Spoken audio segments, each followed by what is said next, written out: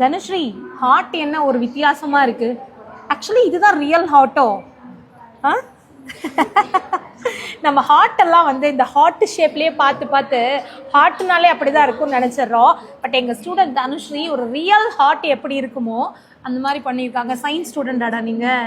தெரியுது, உங்களோட அந்த ஆர்ட்லேயே வந்து தெரியுது. ஸோ ரியல் ஹார்ட்டை கொண்டு வந்து ஆனால் அந்த ரியல் ஹார்ட்டுக்குள்ளே அம்பெல்லாம் விட்டுருக்காங்க.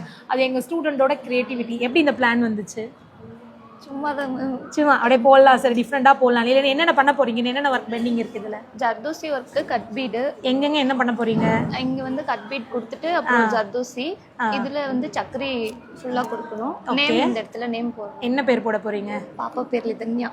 ஸோ ஹார்ட்டுக்குள்ளே இருக்கிற பாப்பா பேரை இந்த ஹார்ட்டுக்குள்ளே கொண்டு வர போறீங்க. சூப்பராக இருக்குடா அவங்களோட கிரியேட்டிவிட்டி எல்லாம். ஜர்தோசியெல்லாம் போடுறது கொஞ்சம் டஃப் இல்லை, அந்த ஃபினிஷிங் ஒரே மாதிரி மேட் ஃபில்லிங்கில். பட் செம்மையாக போட்டிருக்கீங்க, எங்கேயுமே ஒரு சின்ன பிசு கூட இல்லாமல் எவ்வளோ அழகாக போட்டிருக்காங்க. முக்கியமாக உங்களோட க்ரியேட்டிவிட்டி எனக்கு ரொம்ப பிடிச்சிருக்கு. Thank you ma'am. ஸோ அடுத்தடுத்து இந்த மாதிரி நிறைய புதுசாக க்ரியேட் பண்ணுங்கள். சொல்லுங்கள், நம்ம ஸ்டூடெண்டோட இந்த க்ரியேட்டிவிட்டி, இந்த ஹார்ட்டுக்குள்ளே இருக்கிற அம்பு இதெல்லாம் எப்படி இருக்குன்னு சொல்லுங்கள்.